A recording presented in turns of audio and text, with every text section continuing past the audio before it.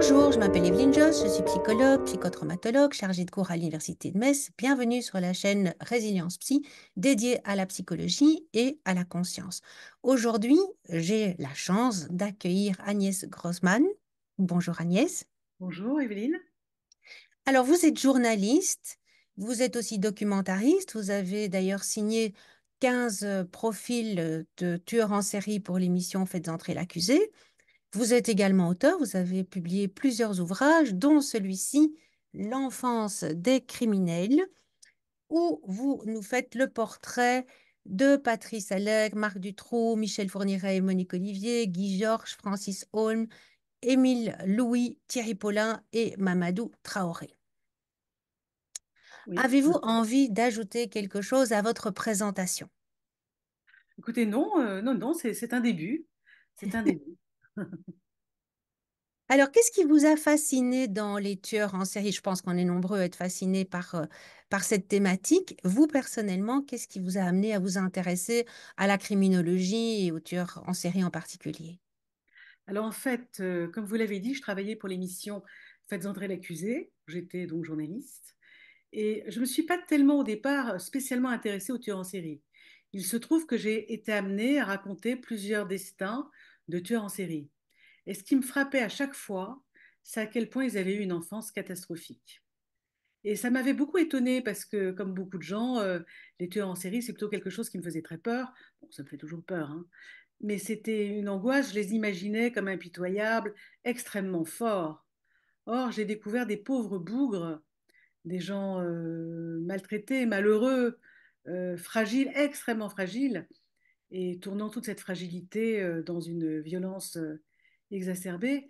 Et c'est en fait, c'est cette communauté, si je puis dire, d'enfance maltraitante qui m'a plutôt donné envie de faire ce livre, plus que sur les tueurs en série. Mais il se trouve que, c'est vrai, tous les tueurs en série ont une enfance problématique, alors que tous les gens qui ont une enfance problématique ne sont pas devenus, bien sûr, des tueurs en série. Oui, précisons-le parce que c'est clairement une remarque que nous aurons dans la vidéo. C'est toutes les personnes qui ont vécu des traumatismes dans l'enfance ne deviennent pas des tueurs en série, ce qui est d'ailleurs le cas des femmes. Il y a très peu de femmes qui deviennent des tueuses en série ou des dictatrices. Voilà, c'est assez rare. Mais c'est sans doute hormonal parce que il y a des femmes qui ont été extrêmement maltraitées dans l'enfance. Tout à fait. Alors, d'après les études, ça pourrait être dû à une fragilité du chromosome X. Et donc, les hommes seraient plus fragiles en termes de chromosomiques et donc plus susceptibles d'avoir des effets de violence, mais aussi parce que les petites filles, quand elles vont pas bien, elles pleurent, elles se font câliner, alors que les petits garçons sont parfois agressifs déjà dès la maternelle et donc sont souvent rejetés à cause de leur comportement, ce qui fait qu'il va y avoir souvent un cercle vicieux qui va s'enclencher pour les petits garçons. Et c'est vrai que c'est cette idée de l'homme fort, l'homme qui porte sur ses épaules, l'homme qui supporte, et que effectivement ils ne peuvent pas se défaire de leur peine, de leur chagrin, comme peuvent le faire les femmes. Parce que ça, c'est vrai, quand on est une femme, il y a toujours quelqu'un pour nous consoler.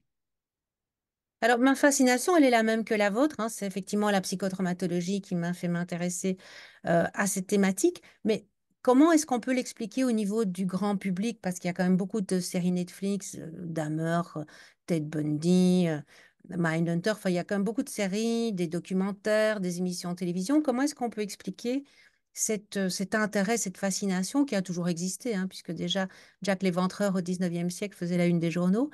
Vous, personnellement, vous expliquez ça comment? Mais moi, je pense que c'est la peur du loup, euh, avec une métaphore du tueur en série, parce que le tueur en série, c'est la mort en fait qui frappe n'importe où, n'importe quand. Parce que c'est vrai que la plupart des victimes de tueurs en série étaient juste là au mauvais moment, au mauvais endroit. Je pense qu'il y a cette idée de la faux, vous voyez, qui vient et qui tranche. On a tous peur de la mort, de la destruction. Je pense que c'est l'angoisse de beaucoup de gens. Donc, il polarise, le tueur en série polarise cette crainte. Et d'ailleurs, c'est pas, à mon avis, un hasard si ce sont surtout les femmes qui regardent les émissions judiciaires. Parce que je pense que ce sont surtout les femmes qui ont peur d'être agressées, qui ont peur d'être assassinées. Et c'est elles, le public. On a besoin de savoir, de connaître ce que le tueur éventuellement a dans la tête pour pouvoir peut-être le neutraliser ou pour pouvoir se défaire de cette angoisse. Moi, c'était mon cas et ça a marché. J'avais très peur d'être assassinée dès l'enfance. Bon, je sais pas pourquoi, mais j'avais cette angoisse. Et le fait d'avoir travaillé comme ça, beaucoup, sur les tueurs, ça m'a calmée. Le fait que je les ai dégonflés surtout, qui m'est moins impressionné, qui m'est. Voilà. Vous Voilà. n'êtes pas la seule, hein. Il y a d'autres personnes qui m'ont dit que ce n'était pas la peur des monstres ou la peur du loup dans leur enfance. Certains, c'est la peur des voleurs, mais d'autres, effectivement, c'est aussi la peur des tueurs en série. Mais ce que vous soulevez, c'est vrai, hein, c'est peut-être ce qui m'a le plus surprise dans votre bouquin, qui est excellent, que je recommande. Mais le problème, c'est qu'il faut avoir du temps, hein, parce que dès qu'on l'ouvre, on n'a plus envie de s'arrêter. On veut aller jusqu'à la dernière page. Mais comme ce sont des portraits, on n'est pas obligé de le lire en une fois. Voilà. Oui, mais c'est difficile de s'arrêter, hein. Quand on a fini un portrait, on a tout de suite envie de commencer l'autre. Mais c'est effectivement que ces femmes n'ont pas pris de risque. Il y a bien un tueur qui, j'ai envie de dire, qui frappait les victimes qui prenaient des risques, voilà, qui étaient à Paris à des heures, minuit, 1 heure du matin, toutes seules. Mais la plupart, effectivement, c'est des personnes qui rentrent chez elles parfois dans l'après-midi, et des personnes qui profitent qu'elles ouvrent la porte de leur immeuble pour se précipiter ou qui rentrent dans les parkings. Donc c'est effectivement assez terrorisant. Par contre, ce qui est encore plus étonnant, c'est cette mania qu'il y a autour des tueurs en série, parce que des femmes se mettent en couple avec des tueurs en série, parfois d'ailleurs incarcérés à perpétuité, comme je pense que c'est Guy Georges qui a eu des aventures amoureuses et qui est même devenu père en prison. Et ça, c'est quand même encore plus compliqué à expliquer. Ces femmes qui écrivent des lettres d'amour, c'est aussi la même chose pour les dictateurs, hein, qui sont inondés de lettres d'amour alors qu'on connaît euh, ce dont ils sont capables. Oui, oui, moi personnellement, je pense que ce sont des femmes qui ont un équilibre précaire. Et je pense qu'elles projettent sur l'autre peut-être tout leur désir d'amour, de protection. Il y avait une femme qui avait écrit comme ça à Nordal Lelandais, et elle a entretenu une vraie correspondance avec lui. Elle l'a vu, elle a eu une aventure amoureuse avec lui, et puis elle s'est rendue compte qu'il la manipulait. Oh, oh, surprise! Et elle en a beaucoup souffert. Et en fait, on lui a demandé, mais pourquoi vous lui avez écrit? Elle a dit, ben, il était tellement seul, j'avais besoin de le consoler. Pourquoi on a besoin de consoler quelqu'un qui a tué une petite fille? C'est quand même impensable. Donc déjà ça, c'est quand même, je trouve, un délire. Vous voyez, on a tous des fragilités et des forces, mais il y a des gens quand même qui sont poreux à- au mal, enfin, pardon, hein, mais à la déviance, au déraillement. Voilà, Oui, c'est je pense que c'est encore tout à fait autre chose, ces femmes. Je pense que pour moi, c'est une pathologie. Bon, c'est vous qui êtes psy, donc c'est vous qui le direz ou pas. Mais je pense que ça n'a rien à voir avec le fait d'aimer regarder des documentaires sur les tueurs en série, etc. C'est vrai qu'aujourd'hui, il y a une vraie vogue de la psychologie aussi. Par exemple, avec les féminicides, on a beaucoup avancé sur la culture psychologique et ça nous fait du bien à tous d'ailleurs. Le fait de parler, on commence à reconnaître, à ne plus accepter certains comportements. C'est vrai aussi du machisme aujourd'hui. On analyse beaucoup plus les choses. On est dans une période de l'humanité, en tout cas dans nos pays occidentaux, où on s'interroge vraiment sur les comportements. Bon, je pense que tout ça, c'est relié. Parce que je trouve quelque part que le tueur en série, c'est un peu la Formule 1 de l'humain. Vous savez, par exemple, les Formule 1, les voitures de Formule 1 sont des voitures qui ne roulent pas en ville. Mais on sait que la recherche pour faire ces voitures sert à toutes les autres voitures et que quand il y a un problème, etc., une réparation à faire, on apprend des choses en construisant les Formule 1 qui servent après à toutes les constructions de voitures. Ben, je trouve que c'est un peu pareil avec les tueurs en série. Quand on les analyse, quand on les ausculte, quand on essaie de comprendre, on comprend énormément de choses de l'humain qui peuvent servir à la compréhension de tous les gens qui n'ont pas été jusque-là. J'adore votre métaphore. Elle est très parlante. Et c'est vrai, vous dites, hein, ce sont des femmes fragiles. On le voit déjà avec, moi je ne connais pas beaucoup ces femmes qui fréquentent les tueurs en série, mais Fourniret, c'est clair que c'est aussi quelqu'un qui avait eu une enfance difficile et donc peut-être que ce qu'ils ont envie de consoler, c'est quelque part le petit garçon que ces tueurs en série étaient. Il y a peut-être justement aussi cette porosité parce que ce sont souvent aussi, j'imagine, des personnes qui ont vécu elles-mêmes des traumatismes dans l'enfance. Vous voyez, c'est amusant parce qu'en ce moment, je travaille sur Monique Olivier, qui a connu Michel Fourniret par correspondance. Et en fait, c'est une femme au départ a priori, enfin, on dit banale, mais elle n'était pas si banale que ça, à mon avis, mais qui avait des grosses fragilités et un très grand sentiment de solitude. Et elle rencontre par lettre Fourniret, et comme souvent par lettre et par correspondance, chacun projette sur l'autre tous ses désirs, toutes ses consolations. Donc ils finissent par se mettre ensemble, mais elle finit elle-même par devenir une tueuse, parce que même si elle n'a pas tué de ses mains, elle a favorisé, elle a aidé, elle a été complice. Donc elle est tueuse, elle aussi. Et moi, je pense qu'il a réveillé, révélé une perversité qui était en elle. Oui, tout à fait. Je ne veux pas être horrible et désagréable avec les femmes qui écrivent à des prisonniers, parce qu'il y en a qui ne vrillent pas, qui savent exactement pourquoi elles écrivent. Enfin, une femme qui tombe amoureuse folle d'un tueur en série, il faut qu'elle se reprenne, il faut qu'elle s'interroge sur elle-même. Peut-être qu'elle aussi, elle a en elle une perversité qui ne demande qu'à être révélée. Heureusement, c'est rarement le cas, mais beaucoup de couples criminels, enfin, c'est très rare les couples criminels, mais il y en a. Et la femme dit toujours, c'est par amour. Alors, il y a un moment donné, qu'est-ce que l'amour? Oui, et ce sont des femmes qui révèlent aussi souvent une plus grande criminalité chez leurs compagnons. Hein. Fourniret, il n'avait jamais tué, je pense, avant d'avoir Alors, il n'avait jamais rencontré. tué, mais il était quand même il était quand même dans une certaine graduation qui allait vers le pire. Et puis, il a aussi tué pour pas qu'on le trouve, hein, parce qu'il avait toujours été dénoncé. Parce qu'effectivement, il était même capable de raccompagner ses victimes au départ chez elles. Pour vous dire, au départ, il n'était pas du tout dans l'intention de tuer. Et après, je pense qu'il a tué aussi pour ça. Mais c'est vrai qu'il dit toujours, elle m'a donné l'impunité. Il parle toujours de l'incroyable désinvolture de Monique Olivier. Et je pense qu'il y a des femmes, on dit toujours que, bon, je ne sais pas si c'est dans la mythologie ou dans la psychologie, vous allez me le dire, on dit que l'homme est le soleil et la femme est la lune qui le reflète. Et il y a des femmes qui sont des lunes noires, c'est-à-dire qu'elles reflètent la part sombre de l'être. Et je pense que Monique Olivier, c'est son cas. Parce qu'avant, elle avait eu un autre compagnon qui était aussi parti en vrille, alors qu'elle n'avait pas tué, mais qui était devenu aussi un peu délirant. Et qu'elle avait quitté d'ailleurs tellement il était insupportable avec elle. Mais elle fait partie de ces femmes, elle dit toujours oui, elle est d'une passivité incroyable. Et je ne sais pas si vous aviez vu le film L'ennui de Cédric Kahn, où c'est un homme qui est joué par Charles Berling.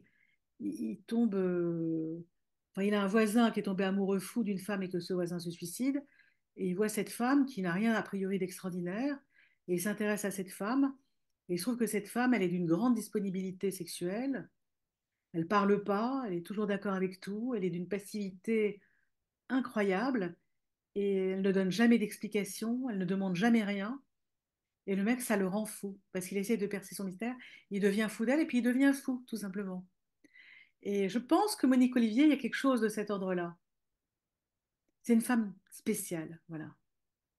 C'est vrai qu'il ne faut pas faire d'angélisme. Hein. Je vois bien aussi dans les génocides, par exemple, les femmes n'ont pas pris la machette euh, pour tuer au Rwanda, par exemple, mais elles ont encouragé leurs frères, elles ont encouragé leur père.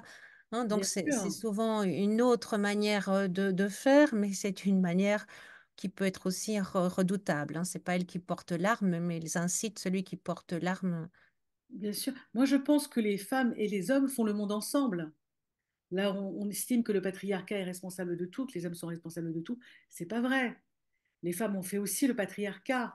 Elles ont subi, mais les hommes aussi ont subi une part du patriarcat. On l'a fait ensemble.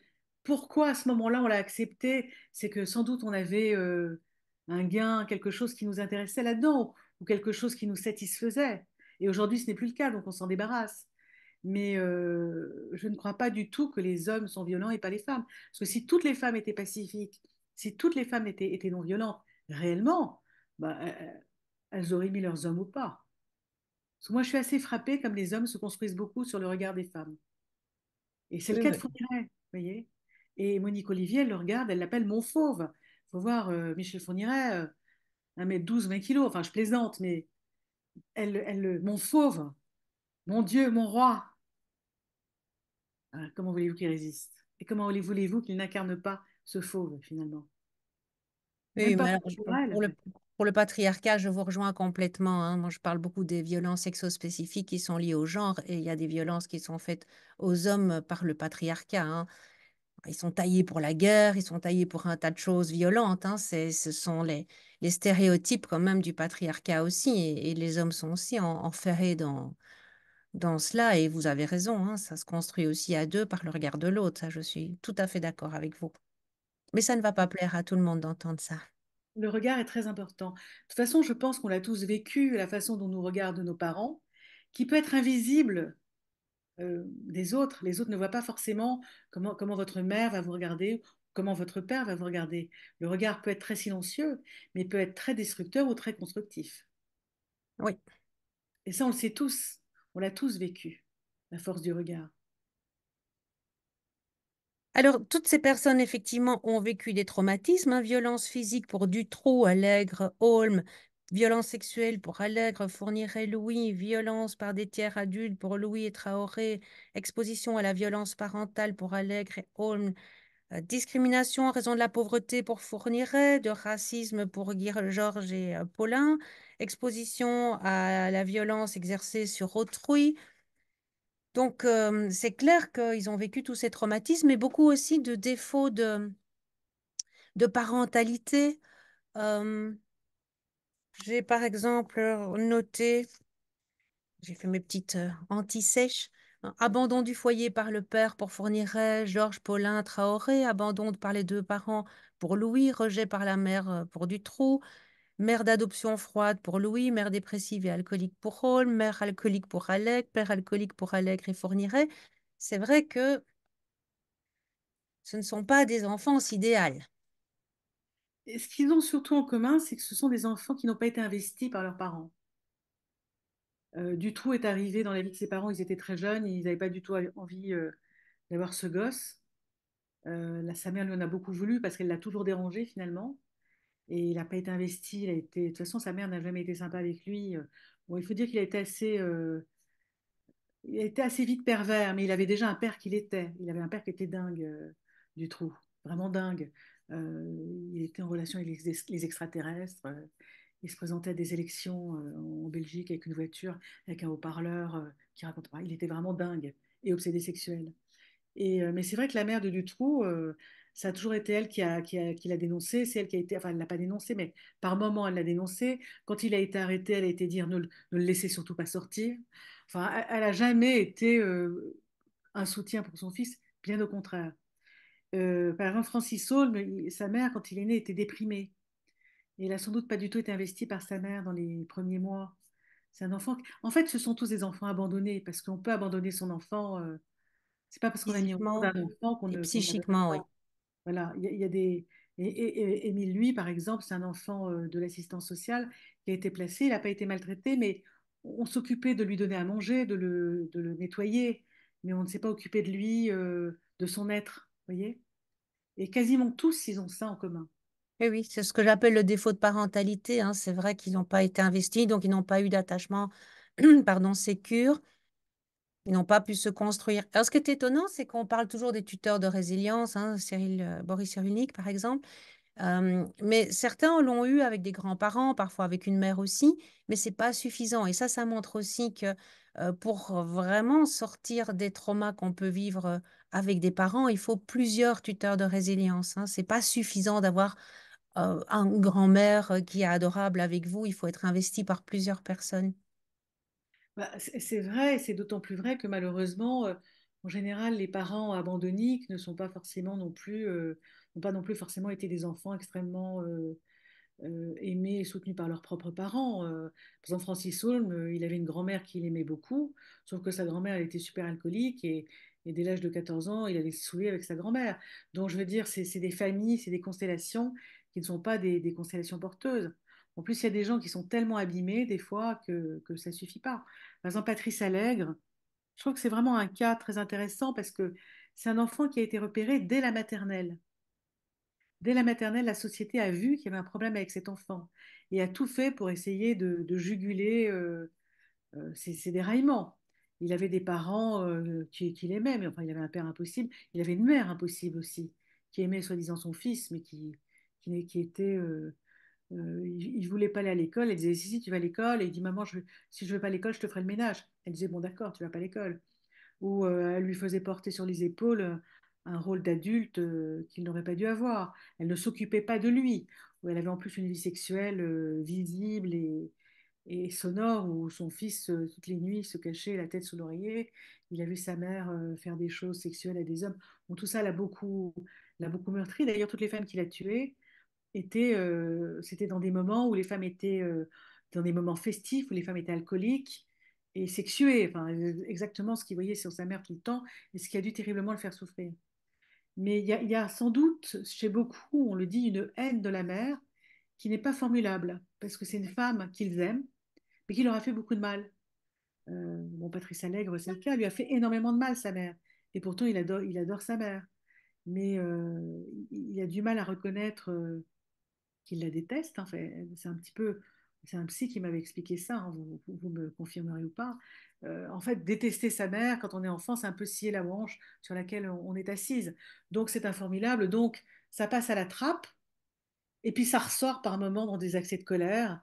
Alors après, la vie fait que vous faites les bonnes rencontres ou pas. Patrice Allègre, ça n'a pas été le cas. Après, il a sombré dans une certaine marginalité, la drogue, etc. Ce qui n'a pas aidé. Mais oui, ils ont ça en commun d'avoir été des enfants. Enfin, moi, ça m'a convaincu en tout cas, le fait de travailler à Faites entrer l'accusé, parce que moi, je ne suis pas du tout psy, j'ai pas du tout cette formation. Ça m'a convaincu qu'un être humain, ça se construit. Et clairement, ce sont des gens mal construits. Et ce sont des enfants où il manque, il manque des cases, ou alors c'est tout mélangé, ou alors. Oui, et donc effectivement, comme vous le dites très bien, hein, c'est que en fait, ce sont des familles dysfonctionnelles, mais des familles élargies dysfonctionnelles. C'est-à-dire, c'est souvent pas que les parents, c'est eux-mêmes. Les parents ont souvent été des enfants maltraités ou en tout cas pas bien traités. Donc, que ce soit les oncles, les tantes, les grands-parents. euh, Quand ils existent, même s'ils sont aimants, ils sont pas tout à fait droits dans leurs bottes, quoi. Ils sont pas non plus très équilibrés. Donc, même quand il y a de l'amour, c'est un amour qui n'offre pas un attachement sécure sur lequel se construire. Alors, ce que vous dites aussi, c'est que Patrice Allègre qui tue les femmes dans des situations où sa mère était volage. Mais on voit aussi pour plusieurs d'entre eux l'empreinte des traumatismes précoces, hein, c'est-à-dire qu'on voit vraiment qu'il y a une valeur symbolique dans les actes qui sont posés. Par exemple, Michel Fourniret il tue les vierges alors qu'il a souffert du fait que sa mère était une bâtarde. Alors aujourd'hui, avoir un enfant en dehors des liens du mariage, ça ne fait plus, ça ne fait plus peur à personne. À l'époque, c'était la honte absolue. Émile Louis tue l'enfant qu'il était, c'est-à-dire il tue des enfants de la DAS comme lui a été un enfant de la DAS. Dutroux, il obligeait ses victimes à finir leur assiette alors que sa mère l'obligeait à terminer son assiette. Les crimes portent quand même une empreinte de ces traumatismes précoces. Oui, c'est vrai. Par exemple, Francis Saulme, il a souvent tué accompagné. C'est-à-dire et d'ailleurs, il était incroyable parce qu'il pouvait aller dans un bar, repérer quelqu'un qui l'entraînait dans le crime et il ne s'est jamais trompé. C'est-à-dire que des gens l'ont suivi. C'est-à-dire qu'il y a, je pense qu'on est nombreux à avoir peut-être des fois une fragilité qui fait qu'on pourrait vriller. Il faut faire attention à ça. Et lui, il s'est pas trompé et en plus, il n'a jamais été dénoncé par ces gens. Après, ils ont été attrapés des fois parce que voilà, le crime a été révélé, Francis Holm arrêté, les choses reconstituées, donc on les a trouvés. Mais il y a toujours, d'ailleurs, en France actuellement, un homme qui a tué qui a aidé Francis Holm à tuer un petit garçon et cet homme, il est sans doute sur la Côte d'Azur et je ne sais pas dans quel état il est, mais en tout cas, il vit très bien en liberté. On n'a pas réussi à le trouver. Et en fait, un psychiatre ou un psychanalyste ou un psychologue m'avait expliqué que dans l'enfance, son père enfin, était très violent avec sa mère. Et lui, l'enfant, il était souvent au milieu impuissant des deux. Et donc, il recréait une espèce de triangulaire où lui était le père tout puissant, mais alors qui cognait, et la mère était celle qui regardait. C'était une réparation. Bon, après, voilà. Et très intéressant, je ne connaissais pas cet aspect de son enfance. Mais, enfin, j'ai lu dans ce que vous, mais ce que vous venez d'ajouter là, c'est vraiment important aussi pour ma réflexion après sur le sujet. Quelle est la part sexuelle? Parce que, voilà, certains ne violent pas, ils font violer par la personne qu'ils ont réussi à entraîner dans le crime. C'est quoi la part sexuelle? Parce que c'est clair que c'est pas une jouissance sexuelle dans le sens d'un besoin pulsionnel, c'est autre chose dont il s'agit. Pour vous, vous la mettez où cette part sexuelle dans tous ces crimes où effectivement il y a beaucoup de sexualité, mais qui n'est pas une sexualité génitale, voilà, c'est autre chose. Alors, bon, moi, je vous le dis d'après mon enquête, si je puis dire, hein. Encore une fois, je répète, je ne suis pas psy. Donc, je vous donne le résultat de mon enquête, de mes réflexions, de mes rencontres avec beaucoup de psychiatres, parce que j'en ai rencontré beaucoup. Quand on fait du judiciaire, on rencontre beaucoup de psychiatres et de psychologues. Et c'est d'ailleurs une des parts les plus intéressantes de ce métier. Et donc, en fait, la sexualité, bon, moi, je suis pas loin de penser, d'après ce que j'ai cru comprendre, que c'est leur sexualité. Ça veut dire que bon, la sexualité, en général, on a une pulsion, une excitation, et puis on a un acte sexuel. Donc une décharge de, et on se sent mieux après, quand une accalmie, un calme qui s'instaure dans le corps et psychiquement également. Et eux fonctionnent, le crime, c'est un peu leur sexualité, c'est un peu leur antidépresseur, si vous voulez. Ils vont avoir une tension qui monte, par exemple Fourniret, il avait une tension, une tension, une tension qui montait, il appelait ça sa cavalerie, ma cavalerie qui me reprend. Et on le repérait parce qu'il était très bricoleur et en général, il commençait à, il était très maniaque et il commençait à ranger par taille tous ses boulons. Voilà. Et il était comme ça. Et puis à un moment donné, il fallait que ça explose, il allait tuer. Et après, il se sentait mieux. Sauf qu'après, ça dure pas, ce bien-être. Donc il faut recommencer. Alors il pourrait le trouver dans l'acte sexuel, mais d'abord, Fournier aurait pu le trouver dans l'acte sexuel, puisqu'il a toujours eu des compagnes et une sexualité qui, sans être flamboyante, était normale. Euh, mais bon, il a préféré parce que c'est un grand pervers aussi. Et puis, bah, Dutroux, lui, c'était vraiment sexuel parce qu'il a abusé et usé de ses victimes, alors que Fourniret, non. Fourniret, il tue, enfin, il y a une dizaine, une petite dizaine de jeunes filles recensées parce qu'on pense qu'il en a tué plus qu'on n'a pas trouvé encore, parce qu'il y a 10 années où il n'aurait pas tué, on n'a rien trouvé, et on a du mal à penser que quelqu'un qui tuait 2 à 3 fois par an n'est pas tué pendant 10 ans. Donc il y a encore sans doute beaucoup de victimes qui ne seront peut-être jamais trouvées. Mais par exemple, Fourniret, la dizaine de jeunes filles qu'il a tuées, parfois des enfants, il n'arrivait pas à consommer l'acte sexuel, soit par impuissance, soit par éjaculation précoce. C'est ridicule, ça serait risible si c'était pas aussi horrible. Donc en fait, ce qu'il aimait surtout, c'était tuer, c'était prendre la vie de l'autre. Et c'était ça, quelque part, sa jouissance. Donc c'est à la fois sexuel, mais c'est une sexualité. Bah, tout le monde a, on a tous, il y a toutes sortes de sexualités. La sexualité, on le sait tous, ne passe pas forcément par l'acte sexuel avec l'autre. Mais bah, c'est central au niveau des pulsions, c'est complètement central. D'ailleurs, c'est une des raisons pour laquelle on peut, à partir d'un certain âge, remettre les gens en liberté. Les gens qui ont fait des crimes sexuels, on estime que après 70 ans, après, ils sont beaucoup moins dangereux. C'est justement parce qu'il y a moins de libido. Mais non, non, c'est complètement sexuel.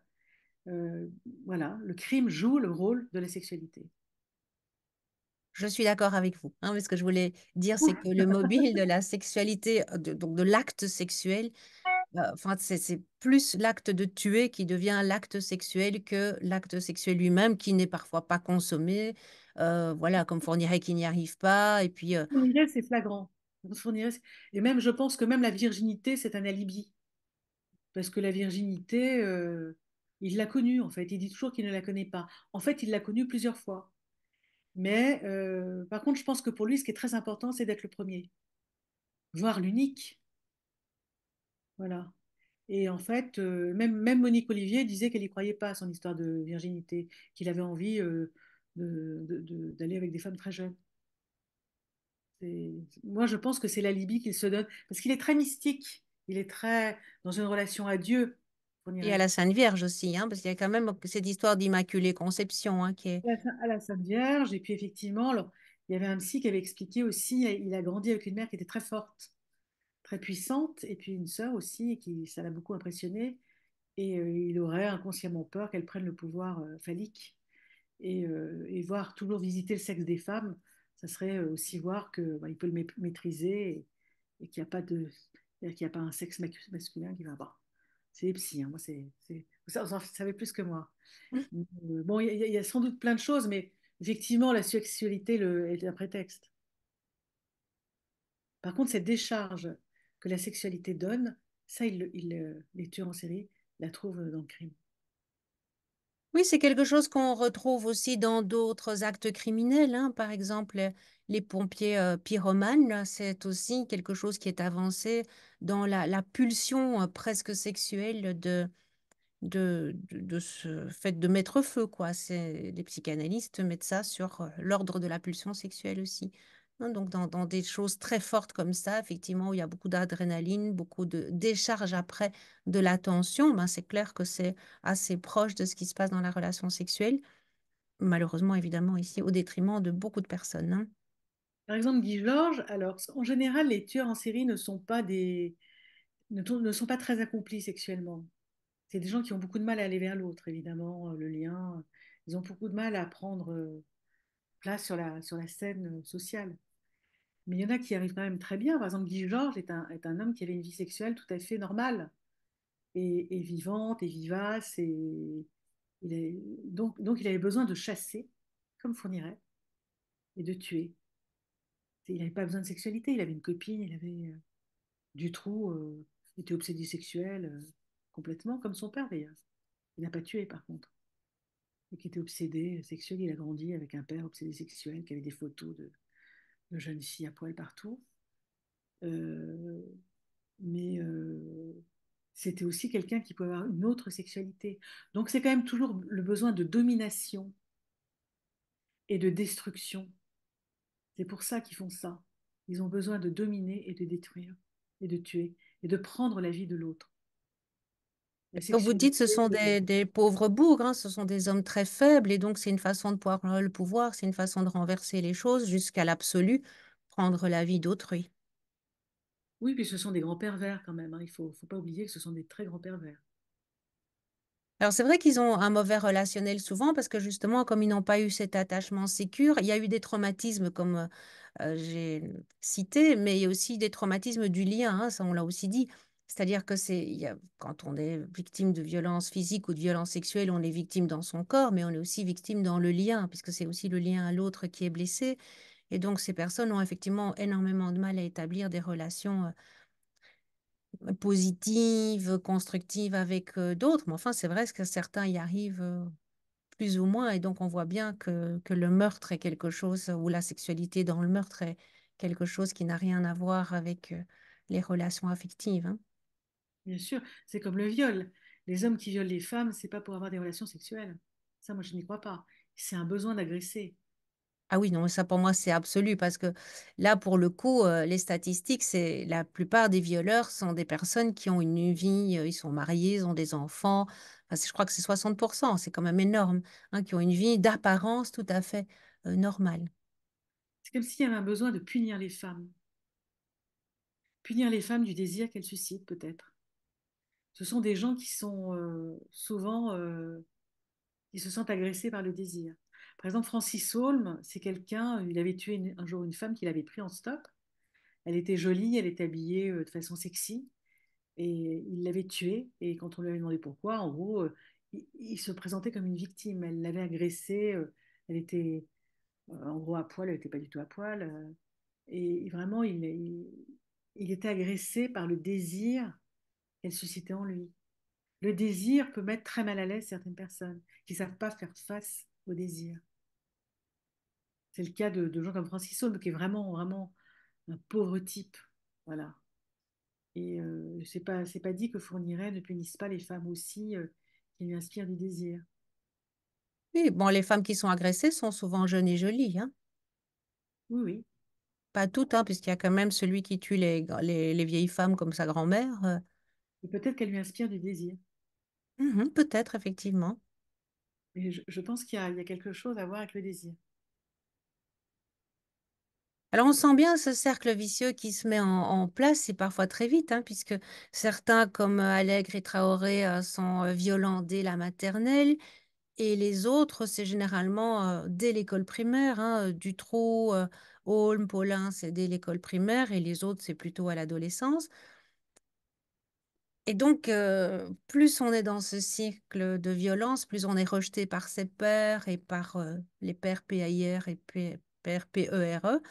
Et donc, on est de plus en plus dans une sorte d'isolement et quelque chose qui devient une sorte de bombe qui explose en général à l'adolescence ou en tout cas début de l'âge adulte où on a les premiers meurtres souvent ou tentatives de meurtre.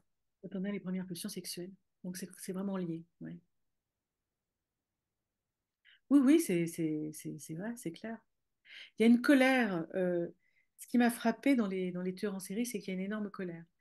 Et j'ai fait l'affaire Rambla. L'affaire Rambla, c'est Jean-Baptiste Rambla, c'était le frère de Marie-Dolores Rambla, qui avait été tué et assassiné par Christian Ranucci. Et après, Gilles Perrault est venu et a écrit Le Pullover rouge. Pullover rouge. Non, c'est sans doute pas Ranucci, ce qui a énormément choqué la famille, puisque tout s'est renversé. Ils sont devenus coupables d'avoir fait tuer Ranucci, puisqu'il a été condamné à mort. Tout s'est renversé et ça avait énormément touché le père de la petite fille, et qui en est devenu un petit peu dingue et qui a entraîné dans sa folie son fils Jean-Baptiste. Et c'est intéressant parce que là, le frère a mal tourné aussi.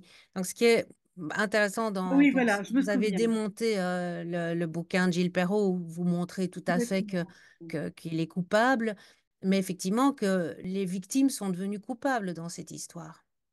Et en fait, il a tué donc une première fois qui était sa patronne Peut-être sans sa faire de maîtresse, motif, oui. donc une énorme colère. Il a été condamné et puis il a été libéré au bout de 13 ans, je ne me souviens plus exactement. Il était en libération conditionnelle et tout était ouvert parce que c'est un garçon intelligent, quand il parlait, tout allait bien, etc. Sauf que les psychiatres, de mon point de vue, ont laissé de côté quelque chose qui était encore là, qui était une énorme colère parce qu'il n'avait toujours pas obtenu justice. On n'avait toujours pas dit, il voulait absolument que soit rétablie la culpabilité de Christian Ranucci et qu'on dise qu'il y avait eu une manipulation médiatique, que c'était scandaleux, qu'on avait spolié sa famille, etc. Ce qui a été fait depuis par d'autres journalistes que moi et par moi également, puisque effectivement, Ranucci, quand on lit le dossier, est évidemment coupable. Et quand on lit, quand on voit les choses, effectivement, cette histoire a servi pour l'abolition de la peine de mort, a été instrumentalisée complètement par Gilles Perrault, par l'équipe de Badinter aussi, hein, il faut le dire, pour lutter contre la peine de mort, ce qui a marché d'ailleurs.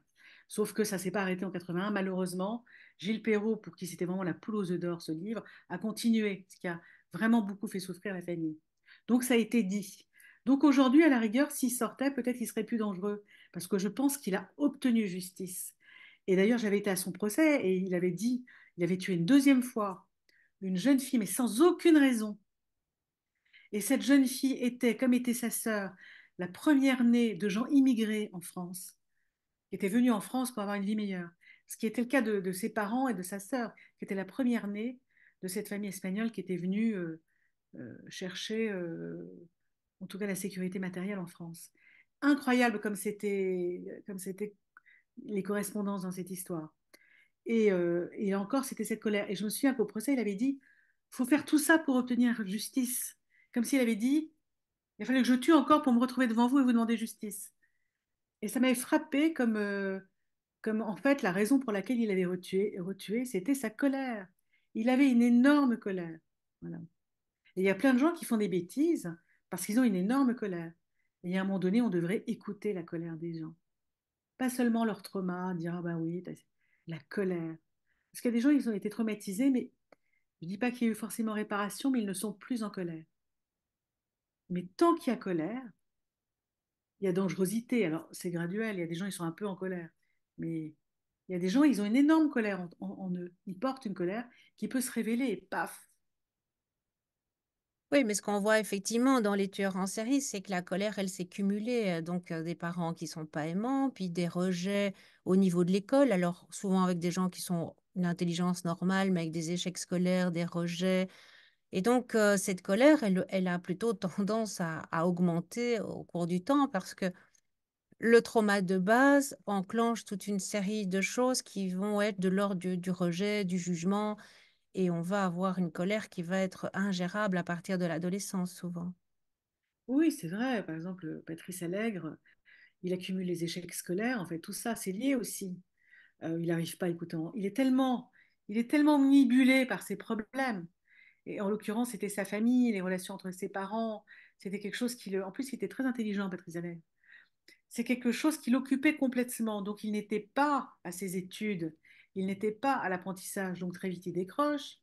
Et puis, bon, les études foirées, tout est foiré, une certaine marginalité, forcément, de ce fait. Et puis la colère, et puis la mésestime de soi, et puis une folie quand même, puisque la première fois qu'il a été à une soirée, il avait un béguin pour une fille. Il a quand même essayé de l'étrangler. Il a arrêté à temps, mais c'était malgré lui. Parce que les tueurs en série, souvent, je ne parle pas de gens comme Dutroux ou même Fourniret, qui sont des gens qui sont très organisés, qui savent qu'ils vont tuer, qui aiment, comme Guy Georges, c'est des chasseurs, on va dire, qui aiment, qui surveillent leur proie. Ces gens-là, mais il y a mais, par exemple, un gars comme Francis Saulme, il tue, j'allais dire presque malgré lui. Il explose tout d'un coup. Il a quand même tué un petit garçon parce que il lui avait demandé l'heure et le petit garçon ne parlait pas français, donc il n'a pas compris. Donc il n'a pas répondu. Ça a tellement profondément touché Francis Saulme qu'il l'a tué. Lui, pour lui, il était agressé. Il est tellement fragile, mais il le sait puisqu'il allait tout le temps lui-même en asile psychiatrique de lui-même. Voilà, pour trouver de l'entourage. Il était écouter la colère des gens, c'est très important. Je Ouais, trouve c'est que dans comme Fourniret qui tue son chien parce qu'il l'appelle, il ne vient pas et il l'abat, hein. oui, Le fait de ne pas obéir, de ne pas être celui qui est écouté dans la domination.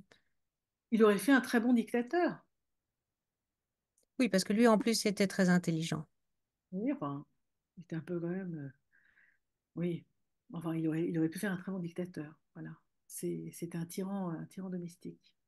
Oui, mais enfin, il faut quand même un petit peu de QI derrière, un petit peu d'intelligence aussi pour arriver à être un dictateur. Ou de circonstances, ma chère Oui, Evelyne, ou de oui. circonstances. Souvent, c'est les deux, mais oui. Et c'est vrai que par exemple, quelqu'un comme Francis Saulme, il voulait absolument aller à l'armée. Et il a passé des examens et on lui a demandé pourquoi vous voulez être soldat. Il a dit parce que j'ai envie de tuer. Alors évidemment, on l'a éliminé. Il n'a pas été pris. Mais il aurait fait un très bon soldat. Il aurait fait un très bon kamikaze, hein. Il aurait fait un très bon terroriste. Il aurait fait, mais je pense que les gens qui font des actes terroristes, souvent c'est des gens extrêmement mal dans leur peau, très en colère, et puis ils sont captés par une idéologie qui leur dit qui va les valoriser dans le crime, et paf, ils y vont. C'est un peu Oui, l'armée des fous, vous voyez. oui, oui, ce sont des groupes d'affiliation et avec des pensées totalitaires et c'est très rassurant d'une certaine façon pour les personnes qui sont dedans et qui ont vécu ce qu'elles ont vécu avant, hein. C'est aussi, vous parlez de la radicalisation, c'est aussi pas mal de petits délinquants qui sont repris par des idéologies, mais donc par ces groupes qui sont aussi contenants. Et puis du coup, ça socialise la violence, c'est-à-dire que la violence, elle va être faite au nom d'une idéologie, au nom du bien, au nom voilà, de l'armée, donc du pays, de l'État, etc. Donc, Ça s'il socialise. n'avait pas dit cette phrase-là, effectivement, il aurait été dans ces groupes virilistes où on lutte pour une idéologie qui est celle de l'État, hein, mais voilà. Non, non, mais c'est vrai. Alors, qu'est-ce que vous avez envie d'ajouter? Ben, j'ai envie d'ajouter que le plus important, c'est l'éducation, qu'on se rend compte quand on étudie les tueurs en série, que souvent, ce sont des gens qui auraient peut-être pu, enfin, j'allais dire être récupérés, mais Patrice Allègre, il a été vu dès la maternelle, mais je trouve qu'il y a des choses à changer. Il faudrait dans chaque école, il y ait une psy, une assistante sociale, un éducateur, pour que les enfants puissent être vus, que les enfants puissent être entendus, que ce soit vrai aussi dans les collèges, que ce soit vrai dans les lycées. Il faudrait faire un point, qu'à un moment donné, on fasse un point avec un jeune, on lui dise voilà, où t'en es, qu'est-ce que tu arrives à faire, qu'est-ce que tu n'arrives pas à faire, est-ce que tu as des empêchements, est-ce que tu arrives à passer à la sexualité, est-ce que tu as l'impression que tu arrives à grandir, si ce n'est pas le cas, qu'est-ce qui t'en empêche, est-ce qu'il y a une colère en toi.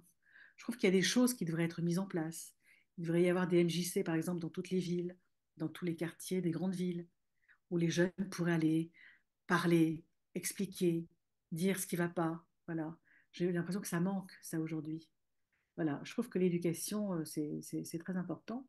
Après, ce que je voudrais dire, c'est que je pense que tout le monde n'est pas quand même tueur en série. C'est que normalement, on est tous suffisamment bien construits pour résister au choc de la vie. Et ce n'est pas le cas des tueurs en série qui souvent justement ont été mal construits et n'ont pas pu se créer cette espèce de carapace, cette espèce de structure psychique, mentale pour pouvoir résister au choc. Et un peu comme une maison mal construite, ils s'effondrent facilement. Et dans leur effondrement, ils entraînent plein de gens. Voilà, c'est ça que j'aurais envie de dire. C'est l'éducation, l'éducation, l'éducation. Oui, c'est clair qu'on ne devient pas tueur en série. Enfin, on n'en est pas tueur en série, on le devient par toute la construction mal faite. Ça, je suis tout à fait d'accord. Et à peu près 5% des personnes qui sont violentes, donc dès la maternelle, école primaire, on n'a pas de raison. On a beau fouiller dans l'entourage familial, on ne trouve pas. Mais ça veut dire quand même que dans 95% des cas, les enfants qui sont violents à la maternelle ou à l'école primaire sont des enfants qui sont traumatisés et qui ont besoin de câlins. Et en fait, ils reçoivent plus des punitions. Donc, c'est aussi que le personnel enseignant soit mieux formé peut-être à repérer des enfants qui sont en fait en souffrance. Puis je pense qu'il y a tout un tissu peut-être à refaire. Par exemple, on sait qu'il y a des enfants, peut-être, bon, les parents, il y a vraiment des mauvais parents, même si c'est leurs enfants, il y a vraiment des mauvais parents. Il faudrait pouvoir le dire à leur enfant. T'as pas des très bons parents. Il paraît qu'un enfant qui est maltraité chez lui, si simplement il est à l'école, d'où l'intérêt de mettre tout le monde, enfin, moi je serais partisane de mettre tous les enfants à la crèche pour qu'ils soient vus et entourés.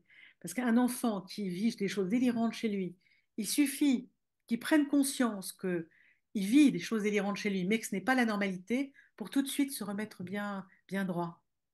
Ça y Oui, paraît.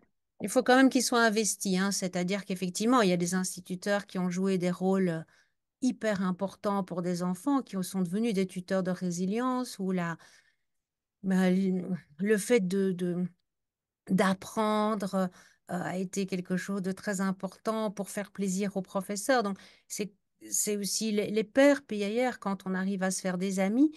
Et là aussi, l'école a un rôle important à partir du moment où ils sont guidés, parce que c'est très compliqué quand un enfant dysfonctionne de recréer du lien avec les camarades de classe. Donc, il y a beaucoup de choses qui peuvent se faire, où on peut apprendre aussi à ces petits-enfants violents à parler aussi à l'école, à expliquer ce qui ne va pas, peut-être pas de ce qui se passe pas à la maison. Ça fait plus partie de la thérapie, et là, vous avez dit, hein, d'avoir des personnes comme des psys qui peuvent repérer ça, mais aussi au quotidien, je veux dire, de régler les conflits de façon non violente, donc de pouvoir exprimer quand ça va pas, et de ne pas justement être dans cette bombe, et à un moment, les gaz sont comprimés et puis ça explose, quoi. Oui, oui, investir, bon, je sais que la France est pas la plus mal lotie, mais investir encore dans l'éducation, mettre partout des éducateurs, réfléchir si on ne peut pas parfois retirer des enfants de leur famille et plus facilement, plus vite, et puis surtout les placer dans une bonne famille d'accueil, et puis les accompagner. On voit bien que les enfants de la DAS, à quel point ils souffrent de la DAS, ils sont souvent placés dans des familles d'accueil qui sont elles-mêmes dysfonctionnelles, et puis dès qu'ils ont 18 ans, on les laisse tomber. Les accompagner beaucoup plus, les faire parler, sortir cette colère dans laquelle vous plonge le malheur, vous plonge la malémence. Je ne sais pas si ça se dit la malémence, mais on pourrait le dire, c'est joli d'ailleurs comme mot. Mais voilà, les malédictions, les choses qui sont mal dites. Voilà, il y a des enfants qui souffrent de malédictions. Lever ces malédictions. Bon, c'est un peu utopique, mais il faudrait le faire. Par exemple, pour les violences sexuelles, expliquer même aux tout petits à la maternelle, bon, on leur dit, mais Bon, moi, je l'ai dit à mon fils, personne ne doit te toucher là, personne, ou leur expliquer que, je sais pas, peut-être dire aux enfants, je sais pas ce qu'il est possible de dire, mais on peut dire aux enfants, tu sais, tes parents, ils font ce qu'ils peuvent. Mais des fois, tu peux les aider aussi en les laissant pas faire certaines choses. Enfin, je sais pas, il y a peut-être des choses à trouver, mais bon, pour moi, la solution est dans l'éducation, vraiment, vraiment. Parce qu'après, des gens comme Fourniret, des gens comme Dutroux, la seule solution, c'est de les enfermer à vie en prison. Il faut jamais qu'ils ressortent. Vraiment. Oui, oui, oui, mais je suis Voilà. entièrement d'accord avec vous. Et puis arrêter peut-être les gens beaucoup plus vite. Par exemple, vous voyez, il y a eu ce fait divers d'un petit Matisse qui a été tué à coups de couteau. Et bien, 15 jours avant celui qui l'a tué, il avait voulu voler un portable avec un couteau. Et il paraît que quelqu'un était intervenu pour l'empêcher de se servir de son couteau. Ben, quand la justice a un jeune homme comme ça, elle voit bien qu'il y a quelque chose qui ne va pas. Et ben, le garder sous le coude, il n'est pas question de le mettre en prison avec des chaînes, mais il devrait y avoir peut-être un sas, quelque chose, où ce jeune homme, dans 15 jours, il est retiré de sa famille, ou même moins, puis il est vu, et puis on lui parle, et puis on essaye de comprendre ce qui ne va pas. Et peut-être qu'après, quand il rentre chez lui, ben, il ne le fait plus, vous voyez? Arrêtez plus vite les gens, parce que là, on est beaucoup dans la punition, dans la sanction, bon, ce qui est normal après ce qu'il a fait, mais arriver avant, faire de la prévention. Quand on a l'occasion de repérer une dangerosité chez quelqu'un, ne pas penser que c'est anodin. C'est pas anodin même d'avoir un couteau sur soi, c'est pas anodin. Qu'est-ce que tu vas faire avec ce couteau? Arrêtez tout de suite la personne. D'ailleurs, il y a pas mal de tueurs en série qui le disent, qui d'abord ils étaient contents d'être arrêtés parce qu'ils n'en pouvaient plus, parce que c'est quand même pas non plus des vies extrêmement joyeuses, mais qui ont regretté qu'on les ait pas arrêtés avant. Je pense qu'on les arrête un peu plus tôt qu'auparavant, puisque auparavant, on n'avait pas l'ADN, donc c'était compliqué, il n'y avait pas enfin, maintenant, on a l'ADN et puis on a un système central qui permet de vérifier. Donc, ça aussi, les empreintes et tout, donc on arrête un peu plus tôt qu'avant, mais c'est vrai que, Mais en fait, ce qu'il voulait dire, c'est que, par exemple, Patrice Allègre, avant de tuer, il a fait des vols, il a fait des petits trucs. Et il a été très peu puni. Et lui, il aurait voulu qu'on le punisse plus, mais pas qu'on le punisse plus, qu'il soit arrêté, c'est-à-dire qu'il soit vu avant. et Vous voyez ce que contenu, je veux dire. enfin, C'est-à-dire c'est-à-dire que, que oui, voilà, contenu. D'ailleurs, il y a pas mal de tueurs en série qui sont très bien en prison. Fourniret était très heureux en prison, parce qu'effectivement, ils sont contenus. Et ce contenant, ça, on pourrait sans violence, l'arrêter sans violence. Par exemple, ce jeune homme, je parle de ce jeune homme parce que ça m'a frappé, parce que tout le monde dit oui, maintenant, c'est prison, nanana, nanana. Ok, évidemment, de toute façon, quelqu'un qui tue. Mais avant, on l'aurait vu avant, on lui aurait parlé gentiment ou clairement, ferme, on l'aurait écouté surtout, vider sa colère, parce qu'il doit être dans une grande colère, pour pas supporter la vexation, parce que visiblement il a été vexé, pour pas supporter à ce point-là la vexation, c'est qu'on a une très grande fragilité et une très grande colère. Puis après, on se rend compte que sa mère était plus ou moins dans le coup, qui est complètement dingue, la mère. Donc, on aurait su qu'il avait une mère, ça n'est pas. On aurait su qu'il y avait un problème. Donc, on le sort de là, et puis ce gars, il devient pas un tueur, et puis il tue personne. Vous voyez? Et c'est pas dans la sanction, c'est dans le repérage, mais après dans l'écoute. Voilà, il s'agit pas de dire, bon, bah, tu te balades avec un couteau, allez hop, au newf. On s'en fout, c'est con. Tu te balades avec un couteau. Pourquoi? Qu'est-ce que tu veux en faire? Pourquoi? Il ne faut pas. Non, non, non, non, non. Moi, je pense ça. Mais après, c'est peut-être très utopique et très béni. Oui, oui, c'est possible, hein. je trouve que c'est juste, mais je sais pas si vous allez être suivi par les autorités. Non, mais je pense il manque ça parce que là, on dit on manque d'autorité. Je suis pas sûre qu'on manque d'autorité. Mais par contre, je pense qu'on manque d'encadrement pour les jeunes, Oui, de mais quand je dis comprendre. les autorités, je voulais dire l'État, enfin, Oui, hein, mais bien les sûr, mais instances supérieures, est-ce qu'elles c'est vont l'État vous qui dit, entendre? qui veut reprendre un discours de fermeté. Bon, pourquoi pas? Mais c'est pas, il faut pas agir seulement quand la faute intervient ou quand le crime intervient. Avant, par exemple, moi je trouve que les jeunes, moi j'encadre beaucoup mon fils, mais il m'échappe quand même, parce qu'il a 16 ans, il m'échappe. Et je suis sûre qu'il y a plein de parents dans ce cas-là. Et moi j'habite un quartier où il n'y a pas de problème, mais il serait dans un quartier où il y aurait un problème, est-ce qu'il ne serait pas pris par quelqu'un qui... Voilà.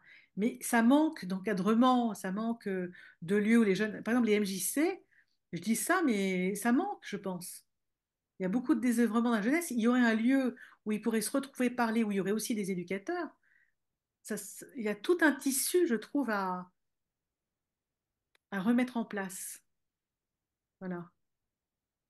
Et à encadrer notre jeunesse. J'espère que vous serez entendu. En tout cas, Agnès, un grand merci.